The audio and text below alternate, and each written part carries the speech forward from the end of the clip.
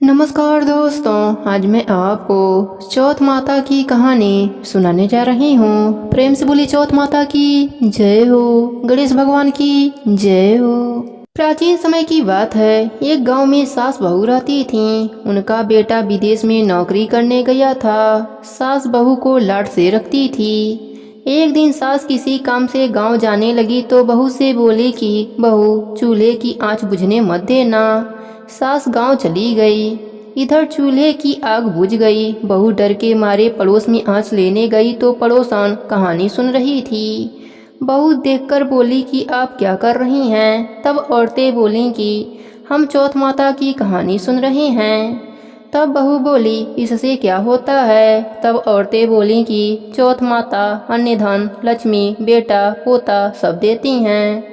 पति प्रदेश गया वापस आ जाता है, तू भी किया कर। बहू बोली, मैं कैसे करूं, मेरी सास 3 टाइम रोटी देती हैं। औरतें बोली कि 1 टाइम का रोटी गाय के बछड़े को दे दिया कर, दूसरे टाइम की उठानी में गाड़ दिया कर, तीसरे टाइम की अपने लिए रख लिया कर और चूरमा बनाकर चांद देखकर चौथ माता को भोग लगाकर चांद को अर्घ देकर खा लिया कर।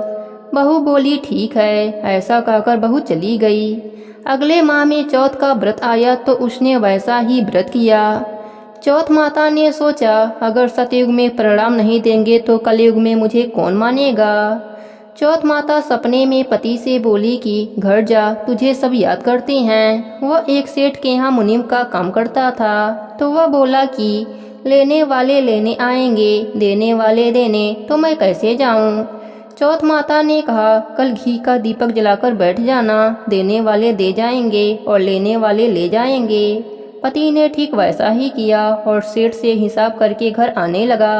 रास्ते में एक सांप मिला। बोला, मैं तुम्हें खाऊंगा। उसने कहा, मैं अपने घर वालों से मिल आऊं, फिर तुम मुझे खा लेना।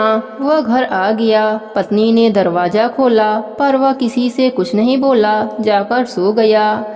उस दिन चौथ का व्रत का दिन था। पत्नी ने व्रत किया था। वह जौ देख रही थी। वहीं पटरे पर चौथ, आंखें, चूरमा, दीपक सब रखा था। वह सांप घर में आ गया और उस लड़के के कमरे में चला गया।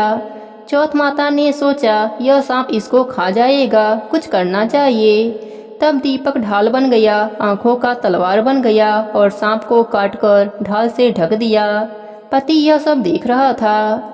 सांप के मर जाने के बाद पत्नी से बोला। तब पत्नी बोली, आप तो मुझसे बोले ही नहीं। तब पति बोला, क्या बोलता, यह देख, मेरा काल मेरे साथ आया था, वह मर गया। फिर दोनों ने आपस में खूब बातें करी। सुबह उठा तो माँ से बोला कि माँ, मेरे जाने के बाद कुछ धर्म कर्म करती थी। माँ बोली, नहीं बेटा, तू था तो मंदिर चली जाती थी, पर तेरे जाने के बाद तो कुछ भी नहीं किया।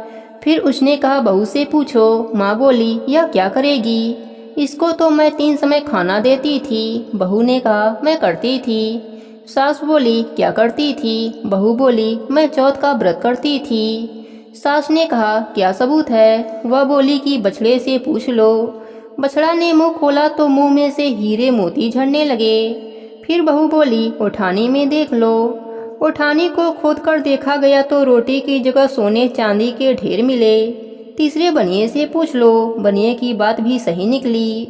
सास बोली, क्या चौथ माता ऐसी हैं। बहू बोली, हाँ, चौथ माता सबका भला करती हैं, सुख सौभाग्य देती हैं, सबकी रक्षा करती हैं। हे चौथ माता, जिस प्रकार आपने बहू पर अपनी कृपा करी, वैसे ही अपने सभी भक्तों पर अपनी कृपा बनाए रखना।